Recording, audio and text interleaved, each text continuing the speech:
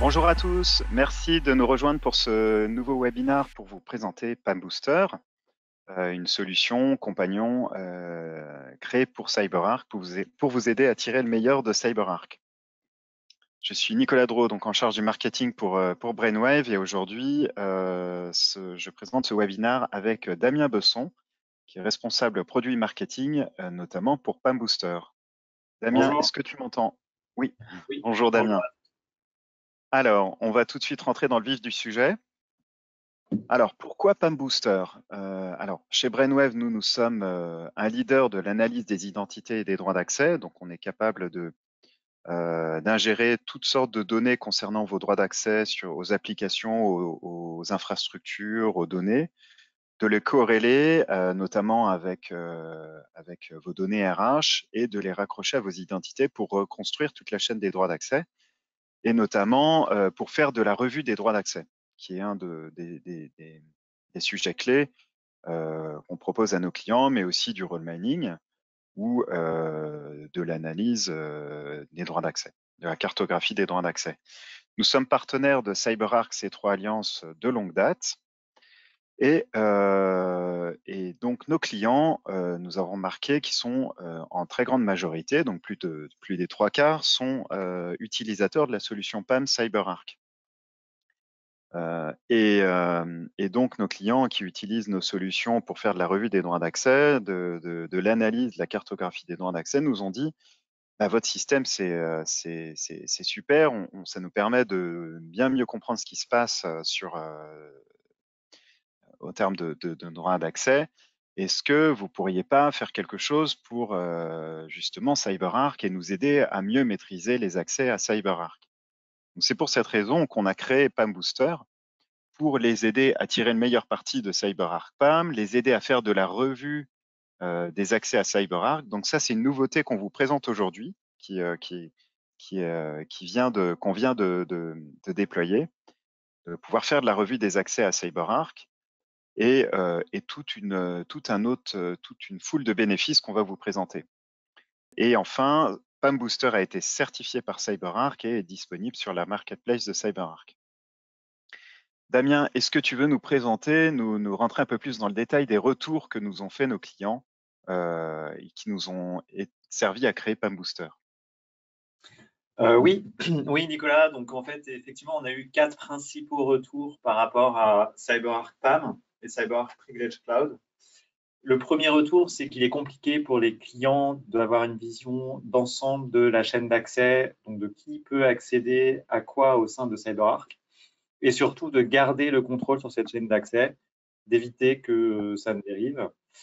Le deuxième point, c'est de pouvoir prouver aux auditeurs que la situation est sous contrôle et que donc les politiques de sécurité sont respectées en termes notamment d'accès aux ressources CyberArk.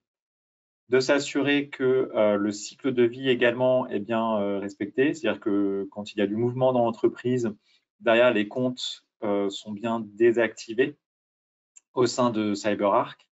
Et enfin, s'assurer et communiquer sur le déploiement et l'embarquement des comptes à privilèges au sein de CyberArk PAM et CyberArk Privilege Cloud. Et en fait, ces 4 axes, ils sont assez complexes pour nos clients à réaliser. Pourquoi? Sans outils, donc, principalement parce que, tout d'abord, ils n'ont pas de visibilité sur les mouvements dans l'entreprise. Ils n'ont pas la visibilité claire au sein des systèmes RH sur voilà, quelles sont les personnes qui sont parties ce mois-ci, est-ce qu'il y a eu des changements d'organisation, des changements de responsabilité au sein de l'entreprise. Le deuxième point, c'est qu'elles n'ont pas non plus la visibilité sur ce qui se passe côté annuaire, qui sont utilisés pour gérer les accès à CyberArk, donc de type Active Directory ou LDAP. Enfin, les périmètres sont en constante évolution. Donc, de nouveaux comptes à privilèges sont ajoutés régulièrement à CyberArk. De nouvelles personnes également, de nouvelles équipes accèdent à CyberArk. Et il y a souvent un turnover qui peut être au sein des équipes assez important. Donc, il est compliqué en fait de suivre tous ces changements et d'éviter notamment les dérives au sein des différents annuaires de type AD, LDAP, etc. Enfin, l'autre axe est de communiquer. Donc, communiquer, comment communiquer vers la direction pour leur montrer que effectivement la solution CyberArk PAM est bien utilisée. Pour communiquer également vers les différents propriétaires de Safe pour qu'à leur borne, ils puissent revoir les accès et valider que ces accès sont bien conformes, sont bien bons. Démontrer ensuite aux auditeurs que, effectivement, la situation est sous contrôle et qu'on a mis en place des revues, qu'on sollicite les propriétaires de Safe, que les accès sont bien validés de manière régulière. Et enfin, le dernier axe qui est finalement de montrer que à la direction, la plupart du temps, que les licences CyberArk sont bien utilisées et donc il ne reste pas de compte utilisateur dormant, par exemple. Voilà, donc c'est compliqué et nous y répondons via PAM Booster en corrélant automatiquement l'information issue de différentes sources. Donc, on va retrouver bien sûr toutes les sources sur les identités qui peuvent être issues des applications RH, qui peuvent être issues également d'Active Directory, si vous avez des informations qui sont dans AD, qui peuvent être issues pour les externes, par exemple, de fichiers Excel, etc. Peu importe, on peut avoir une multiple source de données. On va récupérer les informations également issues de CyberArk PAM, CyberArk Privilege Cloud, et enfin, des informations issues de l'ensemble des annuaires qui sont utilisés pour gérer les accès à CyberArk. Et on va récupérer toutes les informations sur les comptes, les groupes, les comptes utilisateurs, les groupes présents dans AD et LDAP. Et on va corréler l'ensemble automatiquement et donc fournir une solution prête à l'emploi. Donc tout ce que vous allez voir dans la démonstration est livré de base avec la solution PAM Booster. Donc il n'y a pas de configuration particulière à prévoir. Il faut juste fournir les sources de données à la solution PAM Booster. Alors Nicolas, peut-être que tu vas pouvoir nous présenter un peu plus la valeur que propose PAM Booster. Oui, on a matérialisé cette valeur sous la forme de 4 axes principaux que vous voyez là sur la droite. Donc le premier qu'on a appelé aligner le cycle de vie des identités avec les accès à privilèges, c'est qu'en fait, au sein de votre entreprise, vous avez des mouvements de personnel en permanence. Hein, c'est pas toujours facile de les suivre, de désactiver systématiquement les comptes des personnes qui partent, hein, par exemple. Donc on peut avoir des trous dans la raquette et avec PAM Booster, vous allez justement être en mesure d'aligner complètement les mouvements que vous pouvez avoir au niveau de vos identités avec vos accès à privilèges et vous assurer notamment que le principe du moindre privilège est bien respecté. Deuxième point, vous assurer que vous êtes conforme, notamment au niveau des droits d'accès. Vous avez vos auditeurs qui viennent au moins une fois par an, hein, parfois plus. Ils vont vérifier que vos accès sont conformes et comment est-ce que vous allez pouvoir leur démontrer que la situation est sous contrôle. En gros, avec PAM Booster, vos contrôles sont automatisés. Vous allez pouvoir partager les informations avec les propriétaires de Safe, hein, leur demander eux-mêmes de valider les accès grâce à la revue des droits d'accès automatisés qui est embarquée dans PAM Booster. Et c'est la meilleure façon de vous assurer que les droits d'accès sont maîtrisés et sont bien conformes. Troisième point, la communication. CyberArk, c'est un coût qui est conséquent. Donc, votre direction générale va vous demander des comptes à ce niveau-là et vous va avoir besoin de se rassurer quant à la bonne utilisation de CyberArk et s'assurer que le projet PAM avance bien. Donc avec PAM Booster, vous avez un certain nombre de rapports qui sont prêts à l'emploi, hein, directement embarqués dans la solution, et qui surtout vont vous permettre d'afficher des indicateurs qui sont compréhensibles par des non-experts de CyberArk. Donc vous allez pouvoir communiquer assez largement et fournir des indicateurs clés à votre direction. Et enfin, le dernier point, qui n'est pas le moindre, c'est garder le contrôle de la chaîne des accès à CyberArk. J'en ai parlé au début, hein, nous, Brainwave, notre expertise, notre cœur d'expertise, c'est d'être capable de reconstruire la chaîne des accès depuis l'identité jusqu'au compte. Et ben justement, grâce à PAM Booster, vous allez être capable de reconstruire cette chaîne des accès et d'aller même un peu plus loin parce qu'on a embarqué une fonctionnalité qu'on a appelée Clue Finder qui va vous permettre d'analyser toutes les anomalies qui peuvent intervenir sur cette chaîne des accès. Donc, si on pour rendre ça un peu plus concret, en gros, vous avez, tout change hein, au sein de l'entreprise en permanence. Côté RH, on en a parlé, hein, les arrivées, les départs, les mobilités internes qui vont avoir des impacts sur les droits d'accès. Vous allez aussi avoir des changements de configuration au sein de CyberArk. Vous allez avoir des nouvelles équipes, des nouveaux secrets, etc. Vous allez aussi avoir des changements côté AD, côté LDAP, des changements sur lesquels vous n'avez pas forcément de visibilité parce que c'est géré par d'autres équipes. Donc en gros, c'est quoi l'impact de tous ces changements sur CyberArk et comment on s'assure qu'on garde le contrôle sur ces droits d'accès? Et en gros, avec ClueFinder, vous allez pouvoir analyser, remonter tous ces changements et être capable de mesurer les impacts de chacun des changements. Donc, si vous en avez 250 qui remontent, par lequel je commence, avec ClueFinder, vous allez avoir l'impact et vous allez être capable de vous concentrer sur les éléments qui ont le plus d'impact et les plus prioritaires pour les traiter en premier. Et ça vous fournit aussi la route cause et vous propose des solutions de remédiation. Donc en gros, ça vous facilite vraiment le travail d'analyse et de résolution du problème. Donc, comment est-ce que ces données sont corrélées? Damien, est-ce que tu peux nous montrer ça un peu plus concrètement? Oui, bien sûr. Donc, comme je le disais, on a 3 principales sources de données. On a toutes les sources identités issues de votre SIRH, de vos applications RH, mais aussi d'autres sources de données hein, qui peuvent être AD, si vous avez les informations RH au sein d'AD, et puis également, pourquoi pas, des fichiers Excel, etc., pour notamment pour les sous-traitants. On va récupérer l'ensemble des annuaires, la configuration de l'ensemble des annuaires utilisés pour les accès à CyberArk, donc de type AD, LDAP, toute la conf CyberArk, et on va corréler l'ensemble de manière à retrouver qui dans l'entreprise peut accéder à quoi au sein de CyberArk. Vous pouvez tout à fait étendre la collecte à d'autres éléments si vous voulez enrichir encore plus les informations en ajoutant les serveurs et la CMDB, par exemple. Donc, derrière, ce qu'on va récupérer, c'est l'information sur les personnes qui travaillent pour l'entreprise avec tout leur contexte. Donc, est-ce qu'elles sont externes à l'entreprise, que ce sont des prestataires, dans quelle organisation, pour quel département elles travaillent, quelles sont leurs fonctions et quelles sont leurs responsabilités. Notamment, voilà, dans CyberArk, on va avoir besoin d'identifier les responsables de safe pour qu'ils revoient les accès à leur safe. Typiquement, c'est le type d'information que l'on sait récupérer.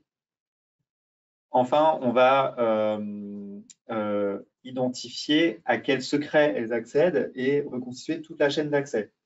Ce qui va permettre en fait d'identifier quels sont les comptes utilisateurs qu'ils utilisent pour accéder à ces secrets. Est-ce que ce sont des comptes utilisateurs au sein d'AD? Est-ce que ce sont des comptes locaux CyberArk? Est-ce que ce sont des comptes qui appartiennent à des groupes dans AD, des groupes dans CyberArk, des groupes imbriqués, etc. Donc, on a toute l'information en passant par les permissions, donc les droits, les autorisations que ces utilisateurs ont sur les safes dans lesquels les secrets sont protégés.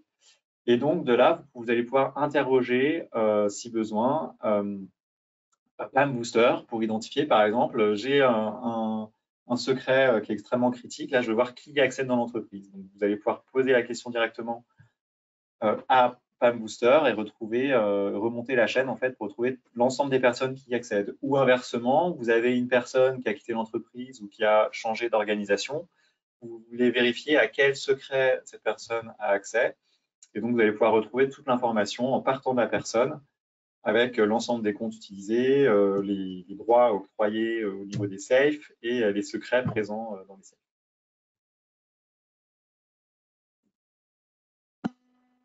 Alors, c'est le moment de passer à la partie pratique, hein, démonstration. Damien va vous montrer ça en direct sur l'application. On part d'un cas d'usage où on est sur une infrastructure finance. Un auditeur est passé et a remarqué que certaines personnes avaient des accès à des safes critiques alors qu'elles n'y sont pas éligibles.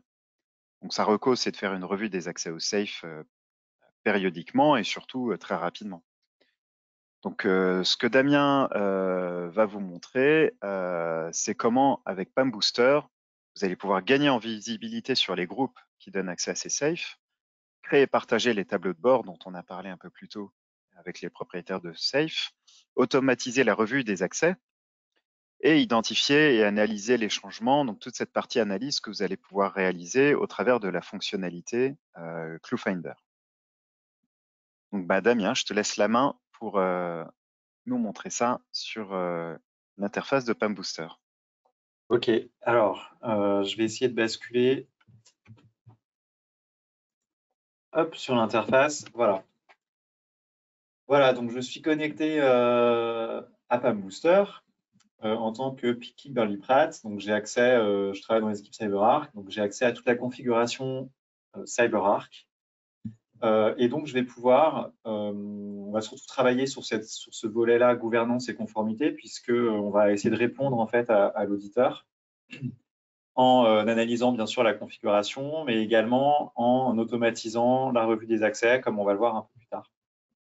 Donc, premier use case, on veut identifier quels sont les groupes qui donnent accès à mes safes. Et on ne veut pas, bien sûr, travailler sur l'ensemble des safes, on veut juste travailler sur les safes qui donnent accès en fait au secret de l'infrastructure finance.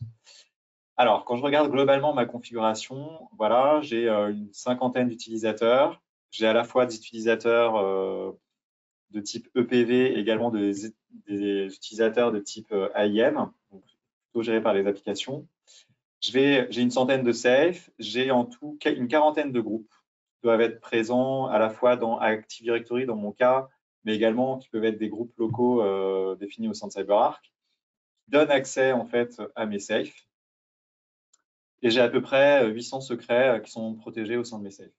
Donc moi, ce qui m'intéresse là pour analyser mes groupes, c'est tout d'abord d'identifier ces fameux safe finance. Donc pour les identifier, voilà, là je retrouve ma liste de safe. Et donc pour les identifier, je vais pouvoir utiliser ce qu'on appelle le Smart Search, qui me permet en fait de retrouver, de construire ma requête en fait. Hein. Donc là, par exemple, je vais prendre tous les safes qui contiennent le mot finance. Voilà, donc j'ai 3 safes qui contiennent le mot finance, donc qui sont utilisés pour protéger mes secrets finance. Je vais pouvoir en fait ajouter des tags pour facilement retrouver ces listes. Donc là, par exemple, je vais ajouter, alors j'ai déjà un tag qui a été créé, hein, finance infra, que je peux ajouter à ces 3 safes. Et après, je sais que j'ai un 4e safe qui est en fait directement, je vais le retrouver là, Windows Domain Servers, voilà, dans External Vault, dans lequel j'ai des secrets également qui donnent accès à finance. Et donc là, je peux cliquer dessus, bien sûr, et aller ajouter mon tag également sur ce self-là. Voilà. Donc, pourquoi utiliser les tags? Puisque derrière, en fait, ça va me permettre directement, je reviens sur le Smart Search, de filtrer par tag. Donc là, si je prends mes tags, voilà, tous ceux qui ont le tag finance infra, je retrouve mes 4 safes qui participent à mon infrastructure finance. Et donc, je peux, par exemple, aller investiguer sur ces safes. Donc, prenons Finance Obsidian Infra, par exemple. Donc, si je prends ce safe-là, je vais retrouver l'ensemble des utilisateurs qui peuvent accéder à ce safe. Je vais retrouver l'ensemble des secrets qui sont protégés, donc j'en ai 2 au sein de ce safe. Je vais retrouver également des informations que je peux éditer, modifier si besoin. Pour filtrer facilement mes safes, donc mettre par exemple des niveaux de sensibilité, décrire un peu la raison de ce niveau de sensibilité. Je vais également, si j'ai au niveau de la qualité, si c'est pas très propre côté CyberArk, je vais pouvoir enrichir l'info et modifier le commentaire, la description pardon, du safe. Voilà, donc là, je peux tout à fait l'éditer et le modifier. Notamment, c'est utile si vous mettez en place la revue derrière pour que les propriétaires de safe sachent exactement à quoi correspond leur safe, mais également pour l'auditeur, hein, pour qu'il comprenne quand il regarde le rapport de conformité à quoi correspond chaque safe. Derrière, on a également la notion donc de propriétaire de safe. Alors, cette notion, automatiquement, on va récupérer toutes les personnes qui peuvent gérer le safe, manage safe. Donc ça, c'est la configuration par défaut. On va les positionner comme propriétaires de safe. Cette règle, elle est bien sûr modifiable en fonction du contexte de votre client. On peut tout à fait modifier. Si chez votre client, c'est un peu plus subtil que ça, voilà, on sera tout à fait filtré et mettre la bonne règle pour identifier les propriétaires de safe. Autre point, vous pouvez bien sûr, donc ça c'est ce qui est fait automatiquement à la collecte lorsque les données sont chargées au sein de Palm Booster. Derrière, l'interface vous permet également de modifier, d'ajouter des propriétaires, de supprimer des propriétaires de safe si vous le souhaitez. Et ça c'est important puisque ça va être les personnes qui vont être sollicitées derrière, à la fois pour partager des indicateurs comme on va le voir dans le use case qui suit, et également pour la revue. Ils vont être sollicités automatiquement lors de la revue. Donc, analysons les personnes qui peuvent accéder à ce safe. Donc, je vais directement aller sur le graphe qui me présente en fait voilà, qui accède à mon safe et comment. Donc, je retrouve en violet au centre mon fameux safe, Finance Obsidian Infra. Je retrouve en bleu ici les différents groupes qui donnent accès à ce safe. Donc, j'ai deux hiérarchies de groupes, comme vous pouvez le voir, qui donnent accès à ce safe. Visiblement, ce sont des groupes Active Directory. Je retrouve le DN ici, hein, donc dans mon domaine ACME, qui donne accès à ce safe. Et je retrouve les membres de ces groupes. Donc, avec des membres qui ne sont pas. Donc, là, la petite clé, c'est le compte utilisateur, hein, qui est également un compte Active Directory, et qui n'est pas toujours rattaché à une identité, parce que peut-être que la personne est partie, ou peut-être que dans mes données RH, je n'ai pas l'information sur la réconciliation s'est pas faite, le rapprochement s'est pas fait, puisque je n'ai pas la personne détentrice du compte qui est présente. Et donc ici, je vais retrouver la personne, l'identité. Voilà, donc en orange. Donc là, je retrouve par exemple Ken Meyer qui accède via son compte KMeyer19 présent dans AD, via une hiérarchie groupe, à mon Safe Finance. Alors, je peux aller voir qui est Ken Meyer en cliquant dessus, tout est cliquable. Hein. Donc, c'est un spécialiste recrutement qui travaille au sein du département recrutement. J'ai donc sa responsable, il est interne, il est bien interne, il est toujours actif. Il est arrivé il y a un peu plus d'une dizaine d'années. Voilà, donc j'ai toutes les informations sur la personne. Derrière, j'ai toutes les informations sur son compte. Voilà, alors voilà, son compte, typiquement, le mot de passe n'expire jamais. Donc, est-ce que c'est normal? C'est un compte Active Directory, comme je peux le voir. Donc là, il y a peut-être une modification du compte à prévoir. Et enfin, j'ai les informations sur les groupes également. Là, ce qui m'intéresse, c'est de voir quels sont les droits octroyés via ces groupes. Donc, je vais pouvoir aller investiguer. J'ai tout un tas d'analyses associées donc à mon safe qui sont également présents, et donc pour essayer de comprendre quels sont les droits octroyés. Donc, je retrouve ici mes groupes. Donc, les groupes parents qui portent les droits, qui donnent accès donc à ce safe. Et ici, j'ai le détail des droits. Donc, je vois que j'ai deux groupes. J'ai un groupe qui donne des droits d'utilisation des secrets et j'ai un groupe qui donne des droits de gestion du safe. Et au sein de ce groupe, j'ai, comme on l'a vu, hein, une hiérarchie, des sous-groupes. Un sous-groupe pour chaque. Donc là, je peux réorganiser pour une meilleure lecture. Je peux réorganiser mon tableau automatiquement. Et donc, je vais retrouver ici Ken Meyer du département recrutement. Et donc, lui, via sa hiérarchie groupe, il peut gérer finalement mon safe. Ce n'est pas tout à fait normal parce qu'il est au département recrutement. Il faudrait que soit je le change de groupe, que je le mette dans le groupe utilisateur, soit que carrément je supprime ce compte des différents groupes puisqu'il n'est pas censé accéder à ce safe. L'autre point important, c'est que de partout, vous allez retrouver, en fait, on va suivre les changements. Donc, vous allez retrouver d'un chargement à l'autre Donc, par exemple, si on part sur un chargement hebdomadaire, ce que l'on recommande, on va pouvoir suivre d'une semaine sur l'autre les changements. Et donc là, par exemple, j'ai ce groupe-là. La semaine dernière, personne n'était présent dans ce groupe-là. Et ici, j'avais déjà des utilisateurs, mais certains ont été ajoutés. Voilà. Donc, on va revenir sur notre tableau de bord. Maintenant qu'on a identifié les safes de l'infrastructure finance, on va se concentrer sur les groupes, puisque c'était l'analyse que l'on souhaitait faire. Et donc là, les groupes, j'en ai tout un paquet qui sont dans différents domaines. J'en ai à peu près 5000 groupes. Et donc moi, bien sûr, ce qui m'intéresse, c'est pas d'aller voir tous les groupes, c'est uniquement de récupérer les groupes qui peuvent administrer mon safe. Et donc là, même topo que pour les safes, hein, je vais pouvoir filtrer en utilisant le Smart Search. Et par exemple, aller voir alors l'ensemble des groupes qui peuvent accéder à mon safe finance, l'ensemble des groupes qui donnent les droits d'utilisation des secrets au sein de mon safe, et l'ensemble des groupes qui permettent d'administrer mes différents safes. Et là, je peux filtrer de nouveau. Donc, soit je refiltre en disant, voilà, je veux tous les safes qui contiennent le nom finance, soit je peux utiliser le tag que j'ai positionné plus tôt pour filtrer ces groupes-là. Et donc là, je retrouve les 10 groupes qui donnent des droits d'administration de mon infrastructure finance. Et donc, derrière, ce qui est intéressant, c'est que je peux également taguer ces groupes-là, voilà, sur l'ensemble des résultats. Donc là, j'ai déjà des tags, ce qui me permet derrière aussi de filtrer. L'intérêt aussi des tags, c'est que quand vous allez pouvoir construire des dashboards plus tard et les partager avec d'autres personnes, comme les propriétaires de safe ou les auditeurs, pourquoi pas, pour l'audit interne, vous allez pouvoir en fait réexploiter ces tags-là, donc ça va vous faire gagner énormément de temps. Et en fait, comme pour les safes et comme pour toute ressource chargée dans Brainwave, on retrouve en fait une page détail qui va détailler chaque élément. Donc là, on est sur un groupe. Donc on va retrouver le groupe avec sa hiérarchie, avec les différents membres à chaque niveau, avec les changements qui ont eu lieu, bien sûr, d'un chargement à l'autre, donc les nouvelles personnes, les nouveaux membres qui ont été ajoutés au sein du groupe.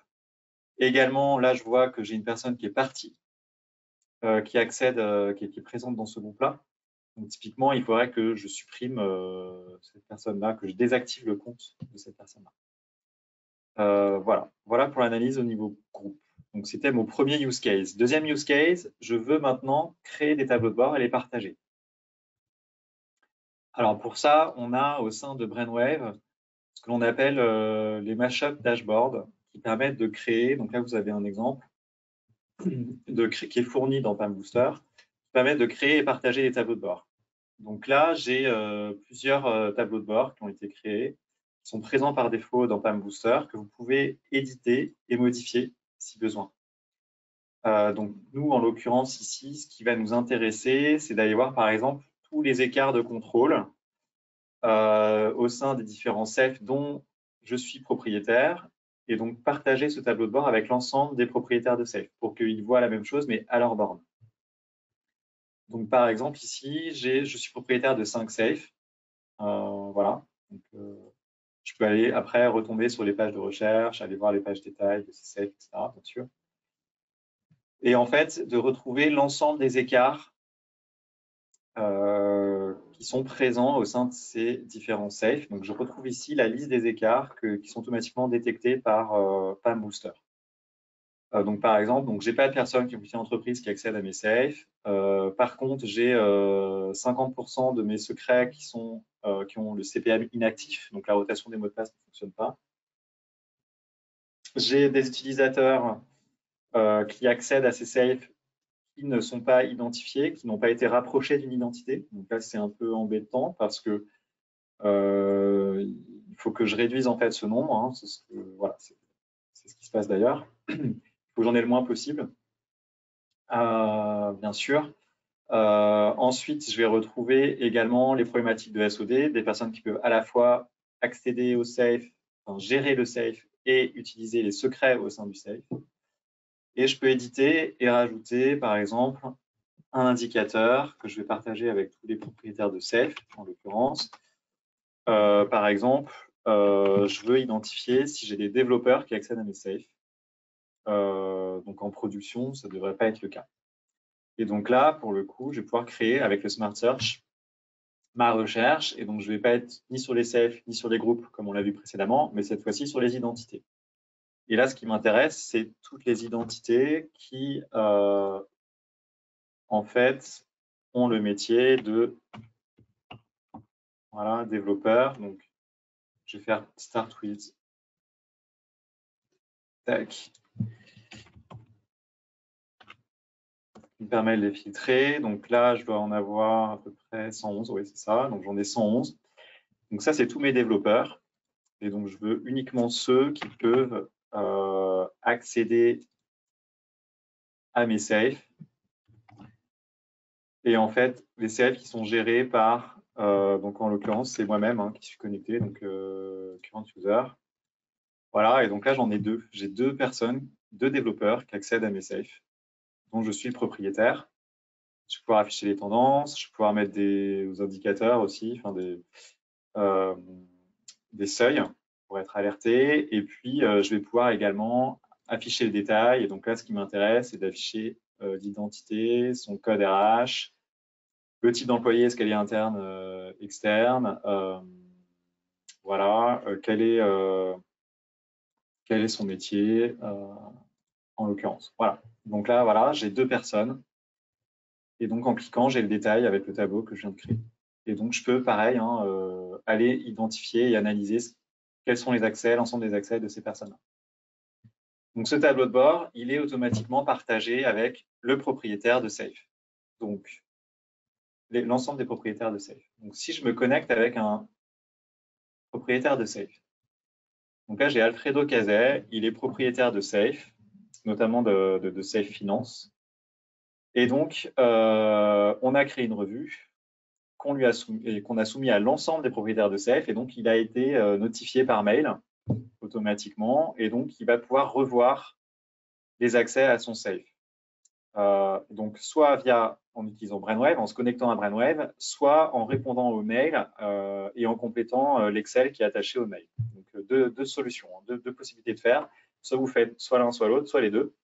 Et donc, l'idée, là, c'est d'aider un peu si vous ne souhaitez pas tout de suite donner accès à Pam Booster, c'est d'embarquer en fait vos différents responsables de Safe tout doucement dans la revue en exploitant peut-être Excel, parce qu'ils sont peut-être plus à l'aise avec Excel dans un premier temps. Mais avant de partir sur la revue, je vais vous montrer du coup le fameux tableau de bord qu'on vient de modifier, qui est partagé également avec lui. Voilà, donc là on le retrouve. On retrouve l'indicateur qu'on vient d'ajouter et en l'occurrence, lui, il a 3 personnes qui sont développeurs qui accèdent à ces, donc de plus, qui accèdent à ces safes et il est propriétaire de 6 safes, dont le fameux Windows Domain Server, ce qui fait partie de mes safes finance. Voilà. Donc, si je reviens sur la home page, voilà, donc je vais pouvoir directement aller analyser les accès et revoir les accès à mon safe. Donc, je tombe directement sur le tableau croisé. Là, on me demande de valider les accès à 2 safes, Windows Domain Server et Financial Oracle DB Server. Et donc, je vais pouvoir en fait réorganiser le tableau et puis valider les accès. Donc là, ce que je remarque, c'est que j'ai plein de personnes qui peuvent à la fois utiliser les secrets au sein du safe et gérer le safe lui-même. Donc, ce n'est pas une bonne pratique. Donc, dans mon cas, je vais plutôt essayer de supprimer en fait la possibilité d'accéder au secret. Donc là, je peux utiliser le tableau croisé. L'avantage, c'est que ça va assez vite, voilà, pour revoir les droits. Mais je peux également utiliser d'autres façons de voir cette liste avec le mode groupé, par exemple, où là, je peux regrouper par compte utilisateur, je peux regrouper par identité également. Ce qui va me permettre d'identifier très rapidement, voilà, là j'ai des divers, donc là j'ai plein de comptes qui ne sont pas rapprochés à aucune identité puisque la personne a quitté l'entreprise. Ça me permet directement de faire ma demande de révocation. Voilà, la personne a quitté l'entreprise. Donc ce qui me fait gagner un temps assez important. Donc j'ai également un mode liste qui est proposé. Et on va finir en fait sur le mode tableau croisé, c'est mon préféré. Donc là, on va plutôt supprimer les droits également Voilà, donc should not have access, c'est un problème de séparation de tâches. En fait, on ne peut pas utiliser et administrer. Donc, je supprime les droits d'utilisation. Voilà. Tac, et je valide à la fin tous les droits de gestion qui sont pour moi OK. Donc voilà, la revue est faite à mes bornes. Donc, je reviens sur ma page d'accueil. En tant que responsable de Safe, je n'ai plus rien à faire. Je peux toutefois continuer les analyses aux bornes sur mes safes en allant voir les différents tableaux de bord, en exploitant les analytics et en allant voir qui peut accéder à mes safes. Donc, je vais me reconnecter en tant que Kimberly Pratt. Voilà, donc je suis celui qui a lancé la revue. Donc pour lancer la revue, je suis passé par le menu, voilà, automatiser la revue des accès. Donc ça, c'est ma revue qui est en cours, qu'on vient de compléter. Hein, on voit 68 sur 73 personnes ont répondu. Je vais pouvoir suivre l'évolution de cette revue. Donc là, il me manque une personne qui n'a toujours pas revu. Je vais pouvoir accéder aux statistiques, accéder aux demandes de remédiation. Et une fois que ma revue est terminée, alors je vais pouvoir également, si on me renvoie des fichiers Excel, uploader les fichiers Excel pour que les décisions prises par les propriétaires de Safe soient incluses dans cette revue-là. Et derrière, une fois que c'est réalisé, je vais pouvoir valider ma revue. Et donc automatiquement, l'ensemble des demandes qui ont été faites par les différents propriétaires de Safe vont rentrer dans mon panier d'éléments à remédier. Et donc là, je vais pouvoir, voilà, donc j'ai 17 remédiations qui ont été demandées par mes viseurs. Et donc là, je vais pouvoir également travailler sur mes remédiations en allant donc voir le détail et puis en allant ouvrir en fait directement les tickets. Alors soit je peux envoyer des mails, soit je peux m'interfacer avec un Jira, avec un ServiceNow, donc avec un ITSM. Et automatiquement, en fait, les tickets sont créés au sein des différents ITSM. Voilà, et donc je vais pouvoir suivre l'évolution de ces tickets-là jusqu'à la fermeture du ticket. Voilà, donc je vais pouvoir gérer ma remédiation également au sein de PAM Booster. Voilà pour la partie automatisation de la revue et de la remédiation. Et enfin, on va terminer avec le Crew Finder. Donc, comme vous l'avez vu, il y a eu pas mal de changements en termes d'accès, pas mal de changements côté AD, côté RH. Et donc, nous, là, ce qui nous intéresse cette semaine, c'est de faire un peu le point sur quels sont les impacts de l'ensemble de ces changements. Est-ce que j'ai des changements atypiques qui ont eu lieu, sur lesquels il faudrait que je me concentre trier en fonction de l'impact. Donc là, j'ai 5 événements qui remontent dans ma top list sur lesquels il faudrait que je me concentre cette semaine. Par exemple, j'ai au sein de mes différents vaults, voilà, j'ai 10 nouvelles organisations qui ont 10 organisations qui ont des personnes qui accèdent à CyberArk, à des safes CyberArk au sein de mon vault. Et ce n'était pas le cas la semaine dernière, c'est que j'avais personne dans ces organisations-là qui accédait. Et là, j'en ai 10 d'un coup, donc ce qui est tout à fait atypique. Et donc, c'est pour ça qu'elle remonte en top de mes priorités avec le score 22. Ici, j'en ai 12. Alors, sans doute que j'ai moins de... l'impact est moins important puisque je dois avoir moins d'accès derrière qui sont octroyés aux personnes avec des droits peut-être moins élevés. Ce qui fait que le score est moins important. Ensuite, j'ai aussi un nouveau sous-traitant qui a gagné des accès, alors que j'en avais pas les semaines avant. Si vous avez un sous-traitant par semaine, ça ne remontera pas. Si vous n'en avez jamais et puis d'un coup, vous en avez un, ou vous en avez un par semaine et d'un coup, vous en avez 10, là, l'événement remontera. Donc, c'est vraiment le côté aussi atypique qui est évalué par le co-finder. Voilà. Et donc, derrière, on va pouvoir zoomer sur l'événement et investiguer. Donc voilà mes 10 départements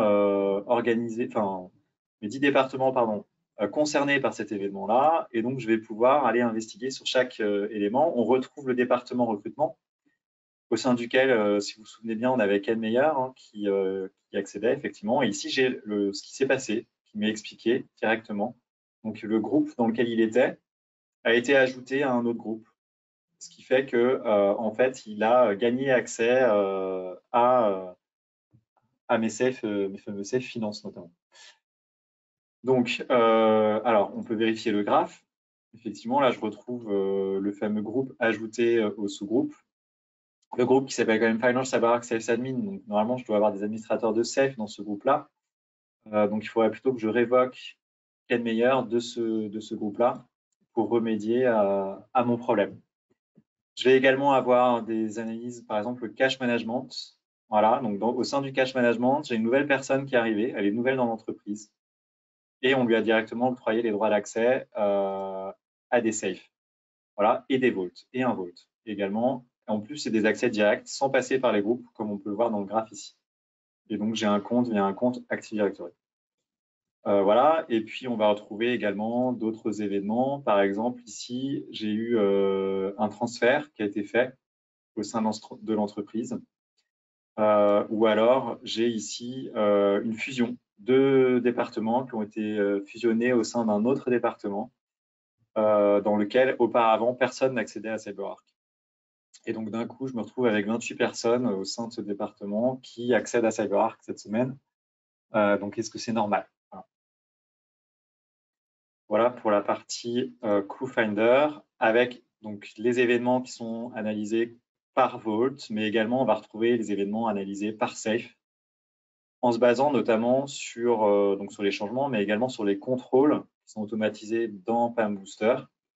Par exemple, ici, vous retrouvez des personnes, beaucoup de personnes qui sont arrivées cette semaine avec des écarts, avec la possibilité de à la fois gérer un safe et utiliser son contenu, mais également des personnes, des sous-traitants qui n'ont pas de, par exemple, qui n'ont pas de date qui expire et la possibilité de gérer un safe, etc. Donc, on va retrouver l'ensemble des écarts qui sont compris, qui sont pris en compte dans CrewFinder.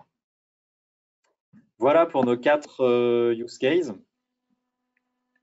Alors, je vais re-switcher sur la présentation. N'hésitez pas à utiliser le chat disponible si vous avez des questions à poser.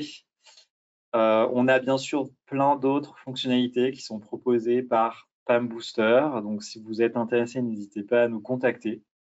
On sera ravis de vous faire une petite démonstration personnalisée pour vous les montrer. Merci beaucoup, Damien, pour cette démo très détaillée, très riche. Alors, en synthèse, je vous remets les principaux bénéfices que Damien vous a présentés en partie et qu'on a mentionné au début.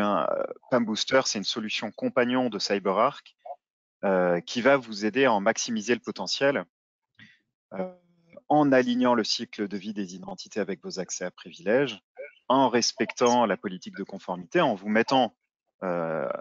assurant d'être conforme et notamment en automatisant la revue, en pouvant communiquer les progrès à la direction avec des reportings, des rapports clés en main, et en gardant le contrôle à la chaîne des accès, le contrôle de la chaîne des accès à CyberArk. Grâce notamment à cette fonctionnalité ClawFinder qui va vous permettre de garder le contrôle sur les anomalies, les changements et pouvoir prioriser la résolution des problèmes. Merci beaucoup d'avoir suivi ce webinaire et à très bientôt. À très bientôt pour une nouvelle session. Bonne journée, merci. Merci à tous. Bonne journée. Au revoir. Au revoir.